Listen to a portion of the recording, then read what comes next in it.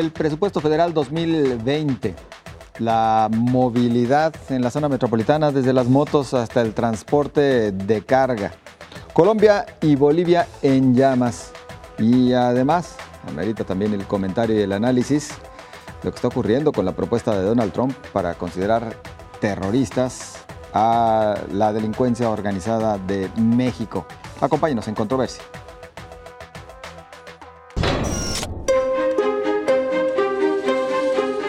Mientras el gobierno de Jalisco anuncia un subsidio a transportistas de 258 millones de pesos, empuja en el Congreso del Estado un aumento para la homologación del refrendo de placas entre motocicletas y autos en el 2020.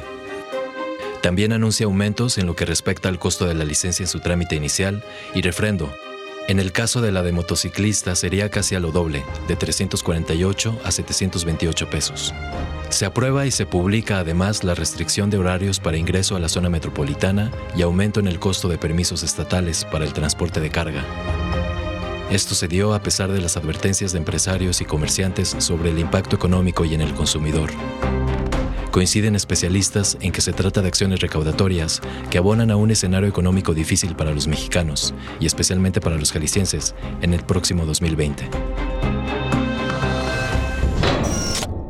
Pues mucho por comentar en este tema, por supuesto, porque en torno al asunto de movilidad, si bien existe un proyecto interesante que antes era Peribús, hoy le llaman mi macroperiférico, pues también pasamos por otros temas como el que le mencionábamos, el transporte de carga, que se niega a que se le imponga un horario, además de un cobro, y bueno, de las motocicletas, que al final están aprobando un 400% de aumento en el refrendo. Pero estamos iniciando así en Controversia. Saludos a mis compañeros David Gómez Álvarez. Buenas noches a todos. Julio Ríos. Buenas noches. Agustín del Castillo. Buenas noches a todos. Hoy faltó la dama que le pone equilibrio a este asunto, a ver cómo nos va. Julio, en efecto, hoy ya dijeron que sí, 400% de aumento en el refrendo para las motos. Sí, ya dijeron. En el caso de los automóviles, quisiera empezar por eso, no es un incremento tan descabellado, ¿no? Es de 633 a casi 700 pesos, no es nada, ¿no? Y más porque aquí ya lo hemos platicado, pues un impuesto a los automóviles que finalmente contaminan y que finalmente son adquiridos, se supone, por quienes tienen un poco más de poder adquisitivo, entonces no es un impuesto injusto, digámoslo así, ¿no? Es, digamos, algo de lo más, de lo que en materia tributaria es más plausible. Pero en el caso de las motocicletas, fíjate que sí me parece, pues, hasta perverso. Y te voy a comentar por qué. En nuestro programa que tenemos de lunes a viernes en directo, hemos abordado mucho la problemática de las colonias, que son bastantes, las colonias en la zona metropolitana de Guadalajara, a las cuales no llega el transporte público, ya que los concesionarios de este servicio, pues finalmente empresarios han buscado la forma de no llegar a algunas de estas colonias a pesar de que los derroteros sí lo marcan, o de plano son colonias en las que no está contemplado ningún derrotero, a pesar, por cierto, de que las constructoras les prometieron a las personas antes de comprar su vivienda que iban a tener todo, pero ese es otro tema, ¿no? Claro. Les prometen la luna y las estrellas y les ponen un oasis, un paraíso en la publicidad y luego no lo cumplen, pero es otro cantar, ¿no? Que eso no se vale bajo ninguna circunstancia. Entonces estas personas pues tendrían que caminar por, digamos, hasta 15, 20 minutos para llegar a la avenida donde pasa una de las rutas troncales, porque no hay alimentadoras. Entonces, ahí se ponen a merced de los maleantes que los asaltan, porque muchos salen temprano a trabajar a las 6 de la mañana, cuando todavía está oscuro, 5:30.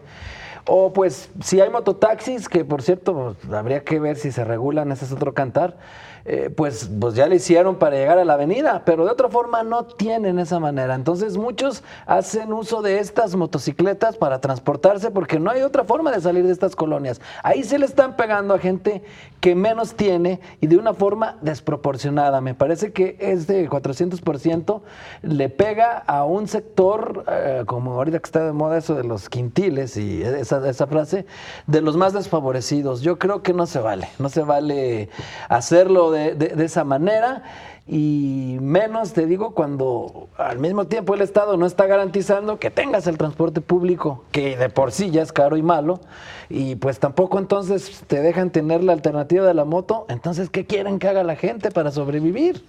En este tema de, tanto las motocicletas como el transporte de carga inclusive, lo que algunos vienen señalando es que más bien se aprecia una intención eminentemente recaudatoria por parte del gobierno del Estado. Es decir, al transporte de carga, sí, regularle el horario de ingreso, por lo menos en esta hora pico de 6 a 9 de la mañana. Qué carito pero les quieren permiso. cobrar un permiso para circular de cualquier manera en la zona metropolitana. Y dicen ellos muy caro, que también es relativo, 18 mil pesos para ese tipo de transporte al final. Eso va al consumidor, ¿eh? Sí, pero se traduce en montos muy bajos, porque son 18 mil pesos al año. Claro. A ver, yo creo que el tema de la movilidad en general es un tema que ha hecho crisis precisamente por la falta de regulación y de políticas de transporte.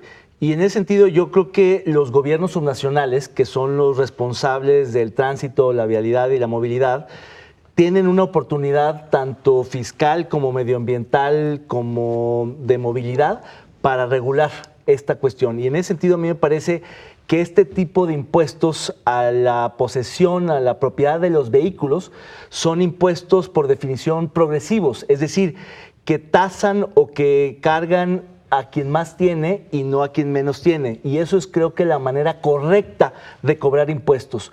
Porque quien puede tener un coche de lujo paga una tenencia o un refrendo mucho mayor que quien tiene un coche austero y, por supuesto, todavía mucho mayor que quien tiene una motocicleta. Tenencia ya no se paga. El refrendo es parejo. Tenencia no. El refrendo es parejo.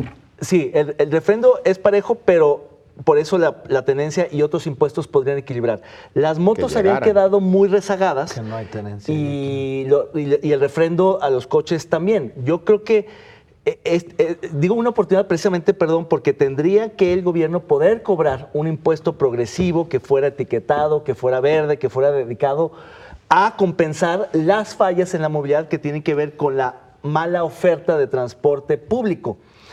Pero es un poco un dilema donde ¿qué es primero, el huevo o la gallina? Si garantizar el transporte público para entonces tratar de sacar de la circulación los vehículos particulares, o al revés, tasar a los vehículos particulares, motociclistas y coches, para entonces subsidiar el transporte público. Creo que no puede ser ni una ni otra, tienen que ser simultáneos. Parejo. Y una manera es justamente aumentando los impuestos. A mí me parece que en el caso de las motos, además de que era muy barata el refrendo, el impuesto al vehículo de las motocicletas, me parece que hay un desorden vial que tendrían que meter en regla, y eso pasa porque también paguen y entonces puedan tener bien sus señalamientos, sus placas y demás. Y en general, todos los transportistas de carga también tienen que pagar eso, porque todos los vehículos, chicos o grandes, 1, contaminan, 2, ocupan un espacio cuando están estacionados, y 3, contribuyen a la congestión vial, al tráfico.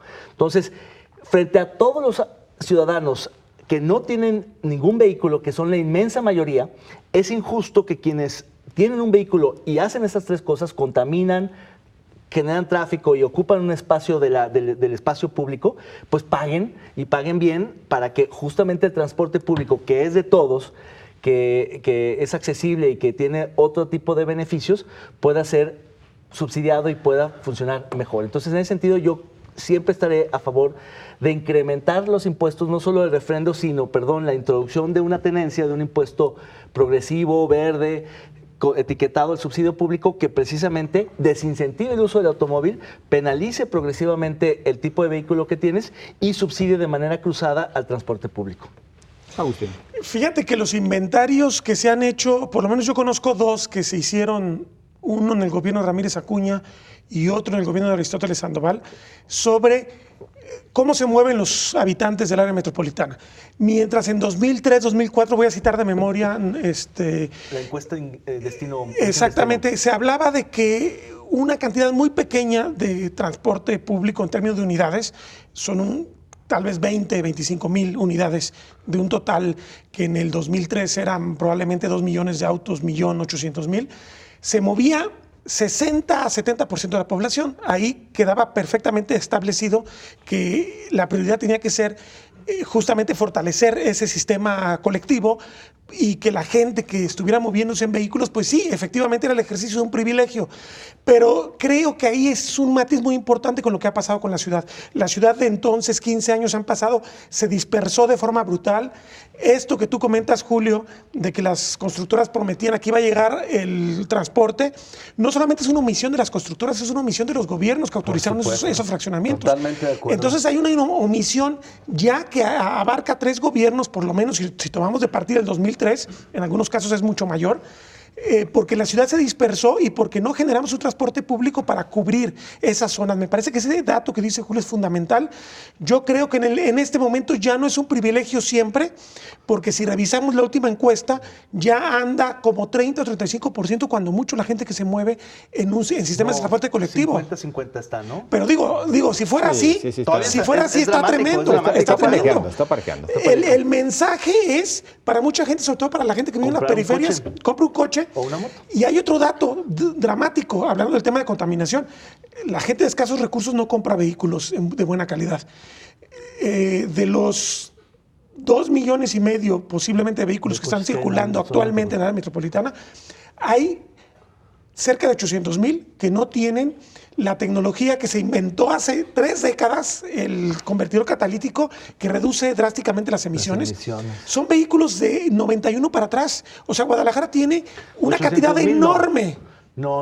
¿A poco Hay que revisar el estudio que hizo en la administración de Aristóteles Sandoval, el Instituto Mexicano del Petróleo, habla de que probablemente sin convertidor catalítico andan 25 o 30% de los vehículos que circulan en la ciudad.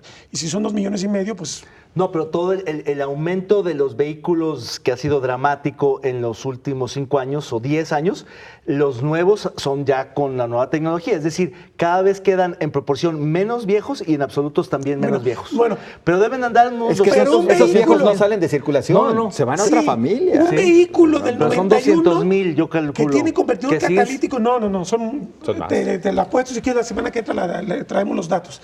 El estudio que hizo el Instituto Mexicano del Petróleo es del 2015.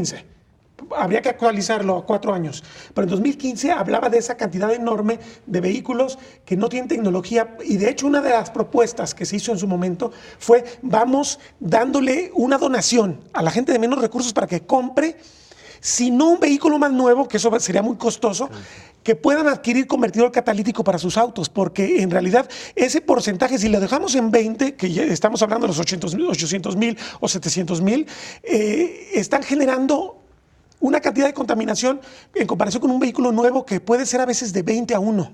Sí. Entonces, ese es el problema más grave de contaminación. Los vehículos viejos que están en las zonas marginadas donde se requieren mover a través de vehículos viejos porque no tienen acceso al transporte colectivo. Me parece que yo estoy en esencia de acuerdo también contigo en que se debe cobrar impuesto. Pero yo me pregunto, ¿una persona que tiene un vehículo 82 podría pagar un impuesto equivalente a lo que contamina? No, ahí necesitamos hacer una política para que deje de usar un vehículo 82. Claro, necesitamos un buen transporte público y necesitamos que se adquiera nueva tecnología. Claro, pero yo estoy en desacuerdo en introducir tecnologías a vehículos viejos. Es decir, tratar de recuperar ese parque vehicular no tiene ningún sentido. Más bien ya jubilarlo y ofrecer una alternativa de transporte público en las zonas inaccesibles. Eso sí. No los jubilan. Los terminan vendiendo a otro. Mejor que lo vendan con una tecnología que no sea tan contaminante. No, mejor hay que retirarlos de circulación. Habría que hacer un programa. Es que lo ideal, y yo sé que nos duele, sobre todo a quienes somos automovilistas, a quienes nos movemos en el vehículo más que en el transporte público. Digo, sería falso si dijera que yo me muevo en el transporte público. No me alcanza, no me dan los tiempos en lo personal. Pensé que no te alcanzaba a pagar la tarifa de 9.50, que es de 10 en realidad. Pues también me saldría más cara. No, en realidad no me dan los tiempos. No me dan los tiempos. Sí, claro, lo caro, ahí va a tablas. Pero al final, si hubiera un transporte público eficiente que cubriera esos requerimientos, tal vez sí lo pensaría en dejar.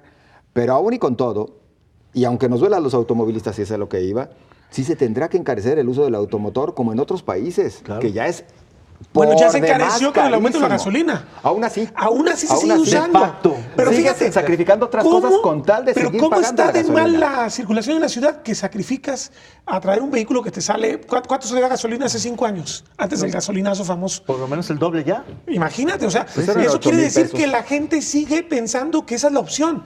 Necesitamos también Pero reeducarnos. claro, porque también hay un tema cultural de Sí, estatus, claro. de Ah, sí. acceso. Y Pero hay claro, países que ya es lo una Que no superaron. hay en Europa, por Claro. ejemplo, allá no tienen ese Ah, no, chip claro. del estatus con No, el incluso coche. los millennials, los jóvenes no aspiran a tener un No, ya vehículo no. propio, se mueven en taxi, en Uber, en bicicleta, ahora van a meter el patín, andan en metro. Eso Es están decir, padres, está, esos muy bien, scooters. está muy Aún y bien. con todo, moviéndote en Uber o en taxi Es sigue siendo carísimo. carísimo. Carísimo, Sí, claro. claro. Yo Y- pago y de- 800 pesos de gasolina cada 5 días. Pero sí En es- Uber pagaría 400 pesos por día. No, hombre. Lo que digo es Imposible. que Imposible. la crisis es tal que tú llegas con un paquete de posibles soluciones, pero en realidad como no solucionaste lo otro, termina siendo mal recibido. Me parece que el gran fracaso en el tema de movilidad de los últimos 15, 20 años, quizás más, ha sido no poder haber generado un sistema de transporte público verdaderamente moderno Claro, y es que eficiente. justo- Y de ahí se cuelga todo. El gran atorón del gobierno estatal en la historia reciente de Jalisco ha sido la imposibilidad, la incapacidad para reordenar el transporte público y para modernizarlo. Seguimos con las mismas discusiones. Entonces, cualquier otra medida complementaria, sustitutiva, alternativa, es mal recibida porque no tiene lo esencial. Es decir, ¿cómo le pides a la persona que deje la moto, el vehículo, si no le estás ofreciendo transporte público? Claro. Y en ese sentido, yo siempre he creído, en Jalisco tenemos que hacer una coalición política ciudadana amplia para exigirle al gobernador que reinstituya la tenencia de forma progresiva, transparente, ecológica, pero que se comprometa, por ejemplo, con la deuda que ha adquirido o con otro tipo de financiamiento, a meterlo en serio al transporte público para poder ofrecer eso y entonces que la gente diga, ok, si vas a cobrar eso, dejo el coche o lo uso menos o lo comparto o lo afino o me preocupo por eso y me muevo en metro. Ayer en la gran Ciudad de problema- México, que hubo una marcha, el de las mujeres, a mí me tocó tenerme que ir de Bellas Artes al aeropuerto en metro y fue rapidísimo. Llegué y tomé incluso un vuelo antes, precisamente porque el metro de la Te Ciudad de equivocaste México de vuelo y se fue a otro lado. funciona buenísimo. Y aproveché y me fui a Puerto Vallarta. Pero sí es desproporcionado, ¿no? Equiparar casi el de la motocicleta con el coche, ¿no? Sí debe de aumentar, pero es ver, mucho. tal vez pueden No, haber No, equiparable. porque estaba muy rezagado. Sí, pero no se puede No, equiparar. pero quedó El casi espacio igual. es una gran diferencia. Son personas Sí, estoy que de 10, acuerdo. 12, pagaron 12, 15 mil pesos La ma- por su no moto son en una tienda de departamental. esas motos, ¿cómo se llaman esas marcas impresionantes? Las compraron que en son tamaño abonos, en tiendas bocho? departamentales, No, valen pero está 12, pa- 15 pero- mil pero- pesos. pero Son está personas que pasando no tienen. ¿Cuál es el monto absoluto del incremento en la motocicleta? No, de A 168 a 649. Y el automóvil sí. a 700 y pico, sí es desproporcionado. A mí me Creo que parece pudo haber sido desproporcionado. por mitad y hubiera sido razonable. Vamos a la pausa, porque estaba compañeros. rezagado. Por supuesto. a la Continuamos mitad. enseguida, no se vaya.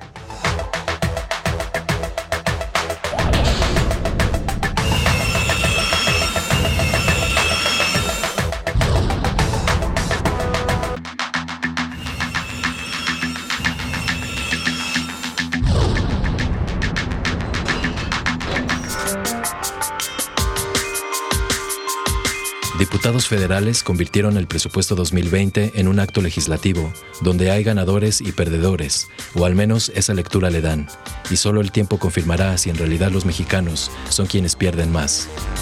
Legisladores de Morena defienden el proyecto de Andrés Manuel López Obrador, al que dicen que solo le cambiaron algunas comas. En cifras, el presupuesto es de 6.107.732.400.000 pesos y representa un incremento de 4.61% con relación al año pasado. El presidente Andrés Manuel López Obrador afirma que es momento de que el gobierno se apriete el cinturón y así las dependencias sufren recorte. Secretaría de Gobernación con 90.31%. Sedatu con 41.49% menos. La del Trabajo con 33.3% menos y la de Economía con 30.92% menos. Aseguran que hay un retroceso cuando se les resta presupuesto a los organismos tales como la Comisión Nacional de los Derechos Humanos, la Comisión Federal de Competencia Económica, el IFETEL, el Instituto de Transparencia y a la Fiscalía. Solo al INE restaron 1.071 millones de pesos y aseguran que esto pone en riesgo las elecciones, aunque esa cifra representa solo el 6%. A Jalisco no le va tan bien. El recorte para el Estado es de 3.500 millones de pesos. Hay municipios que no reciben un solo peso, y el gobernador Enrique Alfaro sostiene: Jalisco merece un trato justo.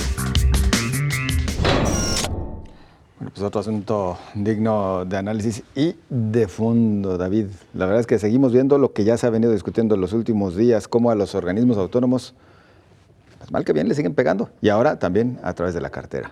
Claro, yo creo que el presupuesto que aprobado por la Cámara de Diputados, que envió el presidente de la República, pues finalmente pasó por la mayoría de Morena y sus aliados en la Cámara, de tal suerte que pues realmente no se modificó prácticamente en lo absoluto.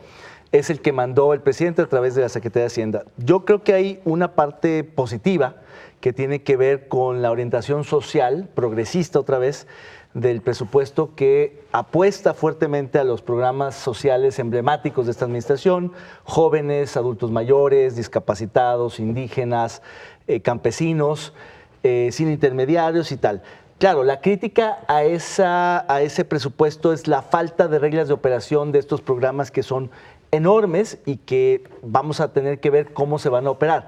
Pero finalmente un presupuesto que apuesta por los pobres, me parece que es un presupuesto que vale la pena porque justamente va a incentivar el mercado interno, va a ayudar a los más necesitados, y vamos a ver si realmente llega efectivamente a quien más lo necesita. Otra vez, la preocupación que hemos discutido aquí ampliamente es la transición del viejo régimen al nuevo régimen, de los viejos programas a los nuevos, de las anteriores estructuras administrativas a las nuevas. No va a ser tan fácil, seguramente vamos a ver subejercicios y problemas.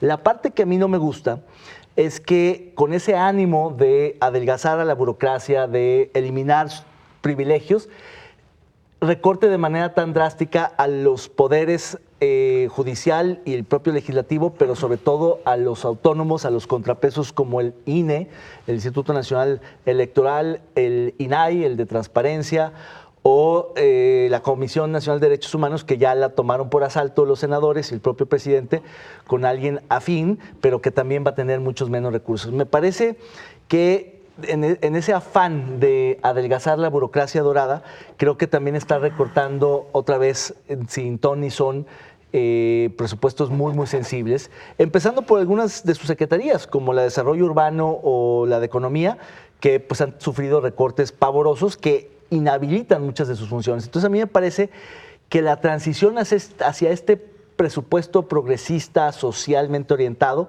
es demasiado drástica. Me parece que pudo haber sido paulatina, es decir, que llegara a el $500,000, a los 500,000 millones de pesos en política social en un lapso de 5 años y no en su segundo año. Esa es la parte que me parece muy drástica, porque hoy la cobija presupuestaria no alcanza, no se vislumbra una reforma fiscal que permita financiar a todos, y entonces lo que estamos enfrentando es una rebatinga muy fuerte al interior del gobierno, donde se están peleando unos con otros, pero lavando la ropa en casa. De esa discusión prácticamente no nos dimos cuenta. En la Cámara de Diputados pues no hubo una discusión abierta y técnica, hubo un jaloneo con algunos agentes externos, y yo, por ejemplo, celebro que hayan cortado de tajo, ahí sí, el subsidio, las transferencias tan indiscriminadas a muchos, esos intermediarios del campo, estas asociaciones campesinas, que eran unos vivales que se quedaban con la mayor parte de los recursos y que dejaban poco fluir a los que realmente necesitaban esos recursos, que eran los campesinos. Hoy va a tratar de ir directamente, sin intermediarios, en el campo, vamos a ver si lo logra.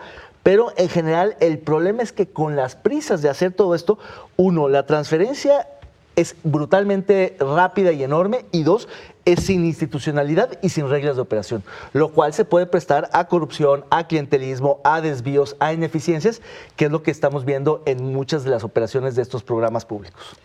De repente ya resulta incómodo cuestionar cuando se destinan estas cantidades de recursos a programas sociales, porque hay quien dice entonces eres una mala persona.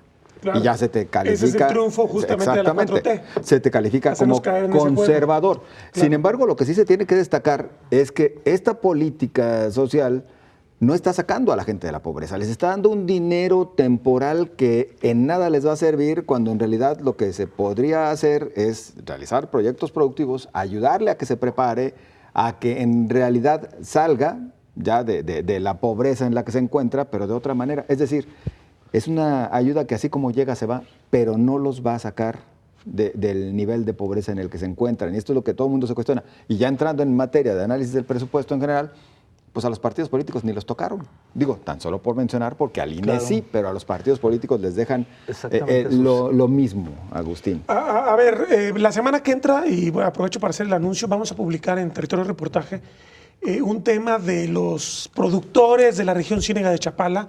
Son productores pequeños de leche, de carne, de diferentes animales, borrego, aves, obviamente res, y también productores de granos. La región Ciénega es una de las más importantes del país, es una región que llega a producir 12 toneladas por hectárea.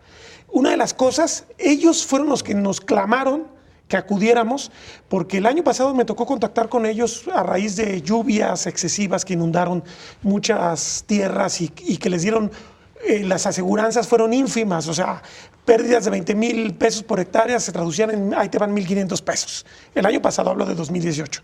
Este año que no hubo inundaciones, hubo quizás alguna granizada por ahí, una cosa que sí ha marcado el derrotero de los pequeños productores de la Ciénega es que no les ha llegado ni lo que era antes el estímulo de Procampo, que era una cantidad aproximada de unos, lo digo de memoria, poquito más de 1,000 pesos por cada tonelada de maíz. Y en el caso de Progan, había un apoyo para 35, que ellos llaman vientres, en el caso del ganado lechero, 35 animales, que les permitían enfrentar el tema del costo, de los costos del alimento del ganado, por ejemplo. En el caso del maíz, era importante porque el mercado le está pagando por abajo de sus costos. Si el costo anda ellos estiman 4 pesos por kilo, ese Procampo les permitía alcanzar el costo y no irse a una situación difícil. Lo que ha pasado en 2019 y que no ven la salida es que estos intermediarios, que efectivamente, como dice David, muchos son abusivos, de todos modos es una estructura que de algún modo les llegaba en algún momento el Procampo y tenían manera de paliar el problema de la producción agrícola. Justamente si tú eliminas todo el entramado que hace posible que un recurso llegue, pues terminas sacrificando a los buenos y a los malos. Ese es un problema muy serio. Yo estoy seguro que vamos a enfrentar problemas serios para la productividad en el año 2020 si no se le mete un correctivo al tema. Por otro lado, el tema del combate a la pobreza. Combaten la pobreza entregando transferencias directas, pero también hay una teoría que tú conoces muy bien, David, generar bienes públicos que hagan que la gente tenga posibilidades al acudir a él. Hablo desde la infraestructura, en el caso de los campesinos, que tengan una buena infraestructura para almacenaje de granos, para que no lleguen los coyotes a presionarlos y decirle, si no vendes ahora se te acaba y te quedas sin nada, yo guardo un ratito mi producto y puedo negociar en mejores condiciones. Enfriadoras de leche. Exactamente. El tema, obviamente, de la educación, que sabemos que es un bien público muy importante, el tema de la salud. Bueno, esas cosas, creo que ahí habría que empezar a discutir si realmente este proyecto, esta propuesta, este cambio de régimen, que va a ser entregar a mucha gente dinero en efectivo o indirecto, realmente va a resolver los problemas del país, o vamos a crear más bien, lo que yo me temo, una red clientelar que va a estar votando constantemente a favor del gobierno del partido en el poder. Eso sería como el apunte y mi mayor preocupación respecto al tema del presupuesto.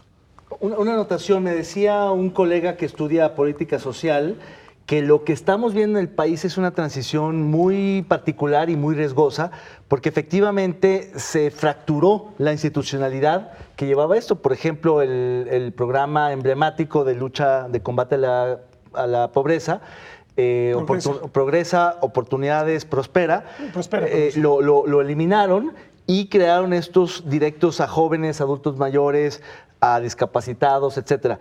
Lo que estamos viendo es que en lugar de que llegue un cheque, digamos, significativo de 2,800 pesos a una familia condicionado a, digamos, cubrir ciertos requisitos en salud, educación, etcétera, están llegando subsidios cuando llegan, porque efectivamente algunos todavía no llegan, fraccionados. Y tiene un sentido lógico porque no todas las familias requieren lo mismo, sino que quizá en alguna que hay un discapacitado, ese subsidio sea importante, en otra donde hay un adulto mayor, este subsidio, donde hay alguien que va a cultivar otro subsidio, etcétera. Y al final la idea es que la bolsa conjunta fuera equiparable a la que eliminaron, a la que retiraron de Prospera. Lo que pasa es que eso no está ocurriendo tan fácilmente porque justamente todo el aparato intermediario que critica el presidente es el que se ha estado desmantelando para ser sustituido por otro aparato operadores, intermediario. pero un intermediario partidista, Claro. que esa es la parte riesgosa, en centros de integración, que es una idea de López Obrador que él vivió en Tabasco en los 80s con González Pedrero cuando era gobernador y Mauricio Merino, secretario de Planeación. Eso lo aprendí en la primera clase que tuve con él de planeación estratégica. ¿Con quién? ¿Con González Pedrero o con Andrés Manuel? Con Mauricio Merino. Con Merino. González Pedrero ya murió. Y precisamente conocí a López Obrador en 89 en Plátano y Cacao en Tabasco, cuando justamente estaban en funcionamiento estos centros integradores de ¿Ya le servicios. fuiste a decir al presidente que con lo conoces? Julieta, ya lo sabe, por supuesto. Por eso me dijo que atendiera a Herrera cuando viniera. No, lo que está pasando, esa fragmentación de la política social es muy riesgosa porque no está pudiendo, digamos, ser dinámica y efectiva, porque para lograr entender cuáles son las demandas, las necesidades y demás requisitos de una familia o de un grupo social, necesitas un aparato, necesitas al Estado mexicano desplegar un aparato administrativo que pueda llegar y preguntarte qué quieres, qué necesitas, que llegue el cheque a tiempo, que esté la clínica, y eso es lo que no está pasando. Es decir, desmantelan guarderías, pero no existe un sustituto. Cortan Prospera, pero no existe un sustituto. Esa transición puede salirse de control. Julio, este presupuesto. A ver si alcanzo a decir todo lo que, Seguramente sí. lo que quisiera alcanzar.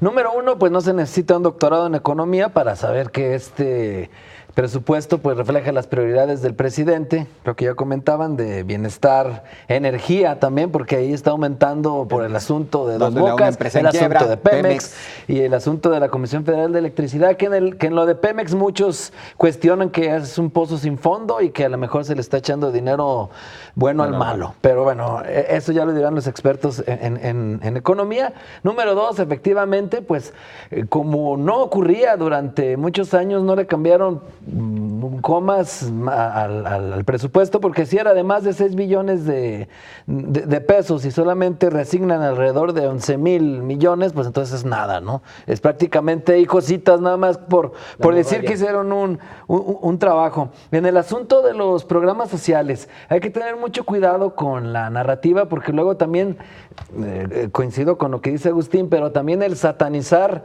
a los programas sociales diciendo que no, pues que hay que enseñarles a pescar en vez de darles pescado. También hay que tener mucho cuidado, porque hay que recordar que los programas sociales, vamos a poner un símil de una persona que está enferma, antes de que vayas a intervenir quirúrgicamente, debes de darle algunos medicamentos, un tratamiento, para que pues vaya mínimo paliando el dolor, hasta que ya llega la intervención quirúrgica. Los programas sociales son como ese medicamento. El problema es que no está la intervención quirúrgica, como lo que ya mencionaron aquí, que son los proyectos productivos y de desarrollo. Ese es el problema. No tanto que haya los apoyos sociales, sino que no está la otra parte. Y también respecto a los organismos autónomos, ahí voy a matar primero al lobo feroz, les voy a empezar por el final, para que no se me vayan a echar encima y me saquen las uñas.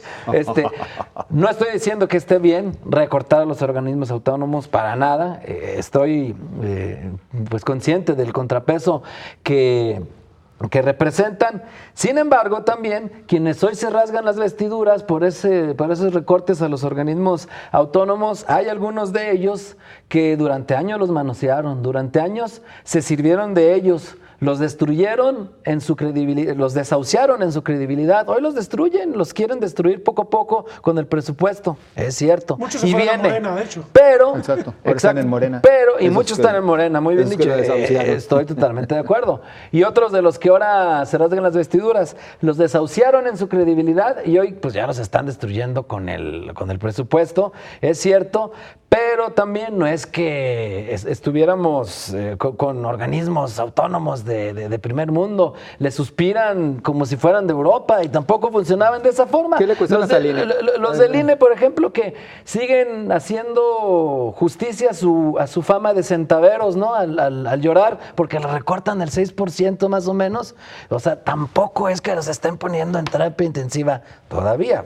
No dudaría que algún día ocurriera, ¿no? Por cómo se están comportando. de las reformas. Pero también, o sea, creo que sí tienen esta fama de dinereros y de preocupados. O sea, a ver, podrían bien hacer recortes no de personal, en los altos salarios que reciben los consejeros, que reciben algunos de los directivos y que reciben algunos de... Oye, Julio, pero y a lo mejor no palían recorte de 1,000 millones, pero también ellos no han mostrado que se pongan el cinturón apretado. Sí, estoy de acuerdo. Pero ¿sabes qué? A mí me parece que ya está afectando no a la gente que está en las partes más arriba, la gente que hace posible que operen las instancias de gobierno, no solamente los organismos públicos. Hablo de las secretarías. Desde diciembre del 2018, caso de Secretaría de Salud es un ejemplo muy diciembre del 2018 que ingresó, vimos, efectivamente estoy de acuerdo, en que no se valía ir contra personas que operaban y que son muy especializadas, por ejemplo, el Banco de Comercio Exterior, todos esos tipos de organismos que era gente que le sabe. Pero incluso la gente que está en ventanilla, que atiende a otra gente, la gente que canaliza procesos en Secretaría de Salud, subsidios, bla, bla, bla. Me refiero, o sea, eso es parte del gobierno. La tropa, creo que tendría que revalorarse. De repente están como sacrificando todo, es lo que me parece alarmante. Y que está especializada, o sea, no se está haciendo con bisturí, la capacidad del se está gobierno haciendo con machete. La capacidad del gobierno para operar se está autosacrificando. El gobierno no tiene, ya está mochándose brazos. Eso es terrible. Ese es el tema. Bueno, tenemos que ir a la pausa. Continuamos enseguida.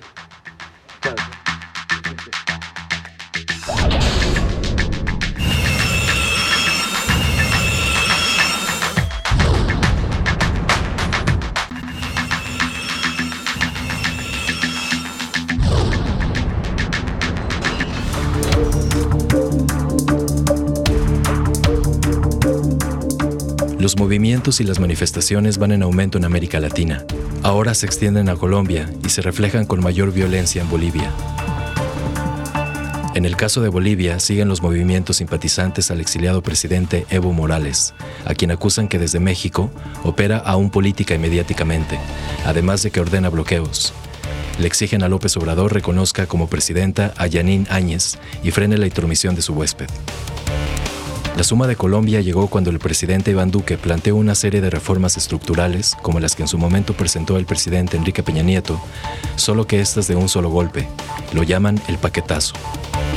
Son laborales y tributarias, esencialmente, y contemplan pago reducido al 75% de salario a los jóvenes que por primera vez trabajan, aumentar la edad para pensionarse y que el sistema estatal de pensiones pase a fondos privados. Pero además, disminuir los impuestos a las grandes empresas y transnacionales y que la carga fiscal sea sobre los ciudadanos, además de alza en las tarifas eléctricas. En un afán de parar esto, el gobierno colombiano ha asegurado que aún no se presenta el proyecto, pero pareciera que ya no puede detenerse.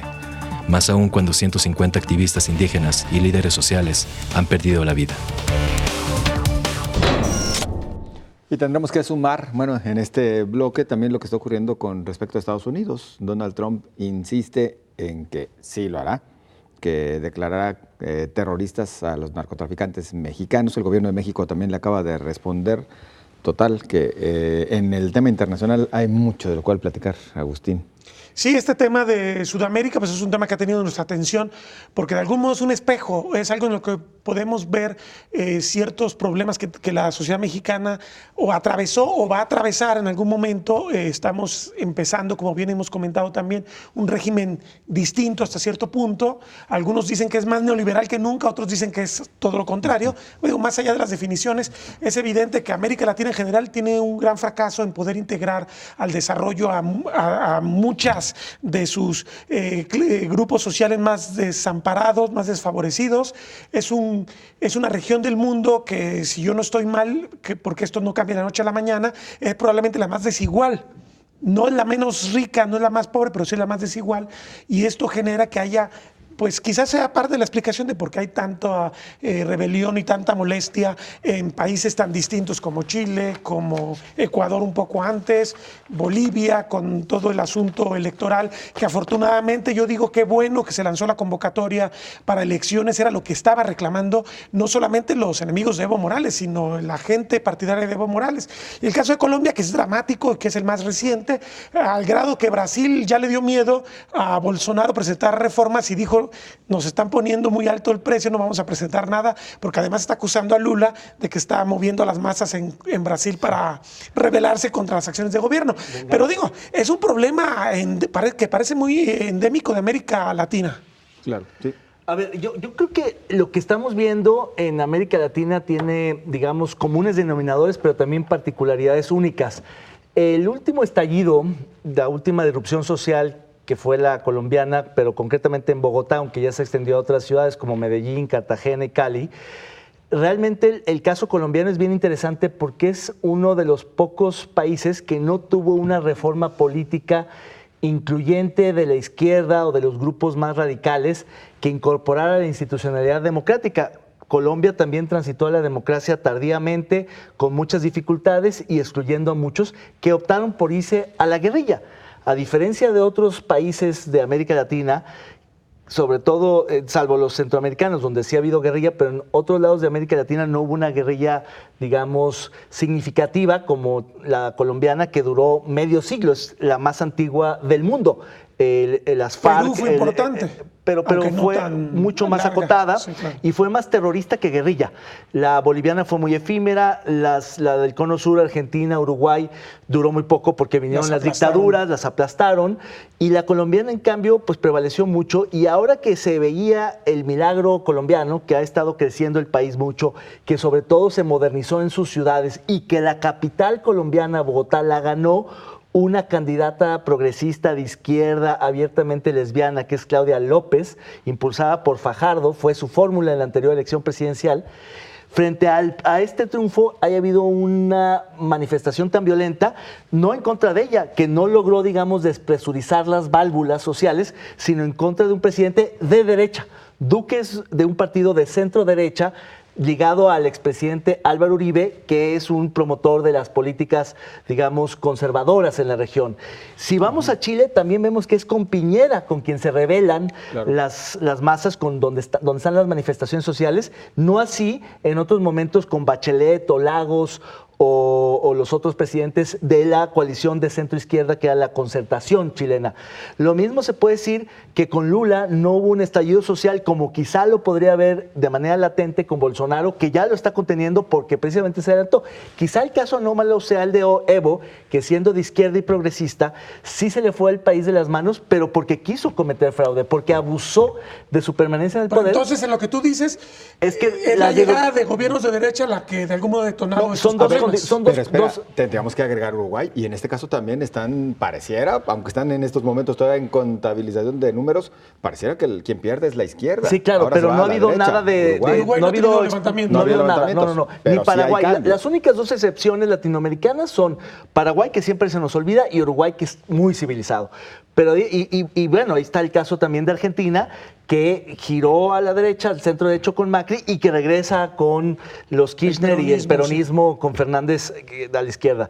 Pero si uno revisa cuándo han surgido este tipo de expresiones violentas, han sido en gobiernos de derecha que anuncian que anuncian medidas de recortes o de, digamos, austeridad, como el caso de Lenin en Ecuador, que fue el que inició esta ronda de manifestaciones. Aunque en Lenin la región. Formalmente no es de derecha, es de izquierda. Se derechizó. No nomás hablemos de su nombre, ¿verdad? Claro, no. De hecho, es el heredero del gobierno de Correa. Pero sí se alineó a las políticas del Banco Mundial. Pero fue muchas de las políticas dictadas por el FMI, por el Fondo Monetario Internacional.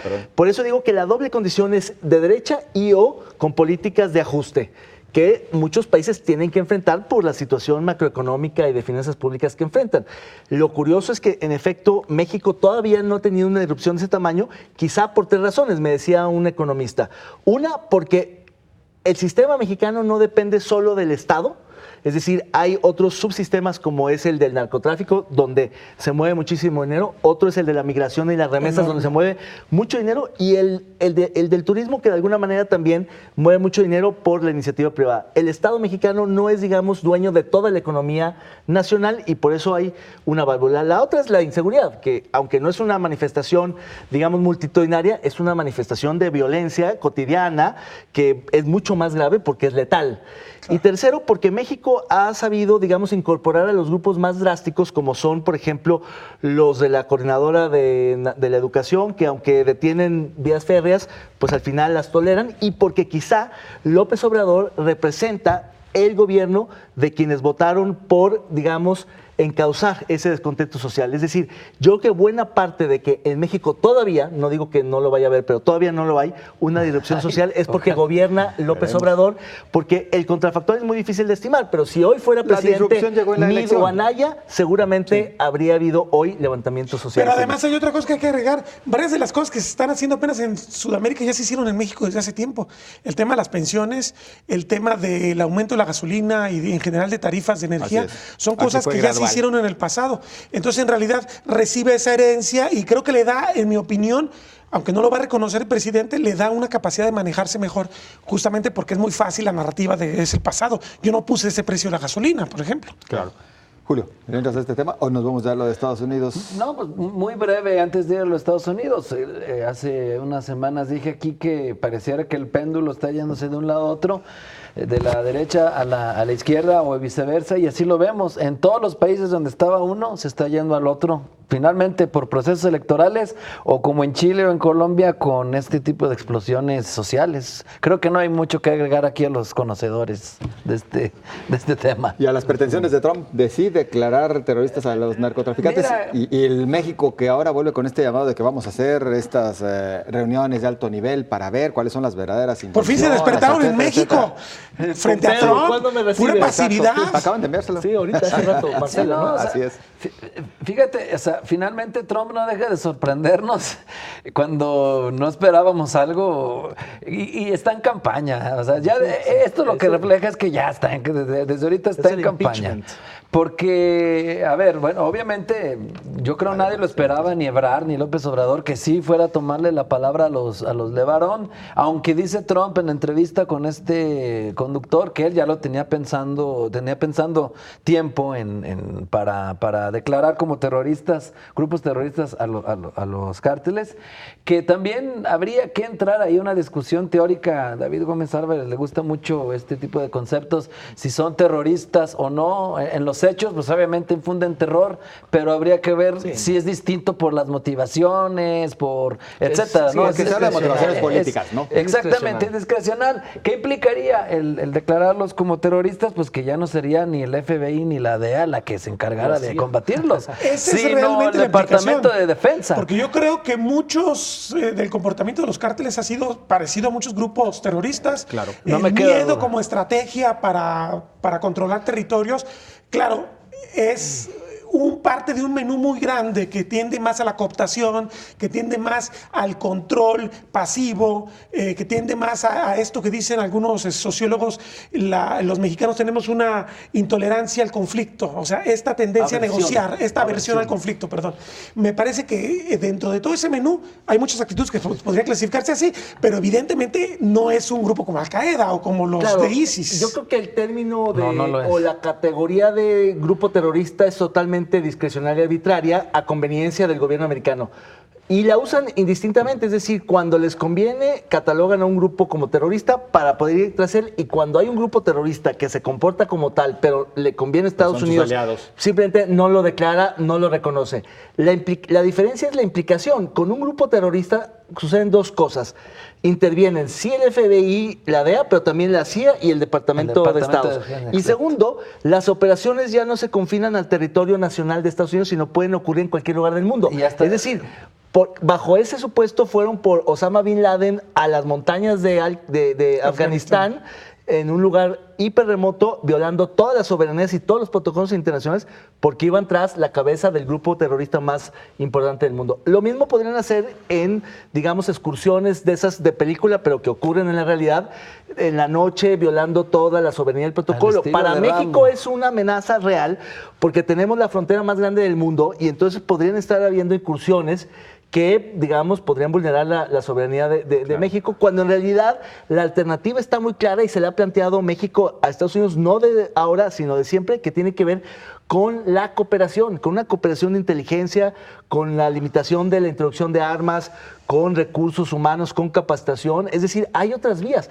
Pero claro, el camino corto es una incursión militar clandestina que no rinda cuentas, que sea muy efectiva para ir de pronto por el hijo del Chapo a Sinaloa y entonces quitarse de cuentos. El problema es que ese tipo de operaciones, como lo hemos visto en Afganistán, en Irak, en Siria, tienen secuelas posteriores. No es solamente llevarse a la cabeza o a la célula principal, sino las otras células que se quedan, que luego pues no van a ir a vengarse contra el gobierno estadounidense, sino lo van a hacer contra el gobierno mexicano. Esa es la implicación de largo plazo de ese tipo de políticas. Que hacen guerra entre ellos y aumentan la violencia también. Tenemos latente además un espíritu, los mexicanos culturalmente, de recelo a hostilidad con Estados Unidos.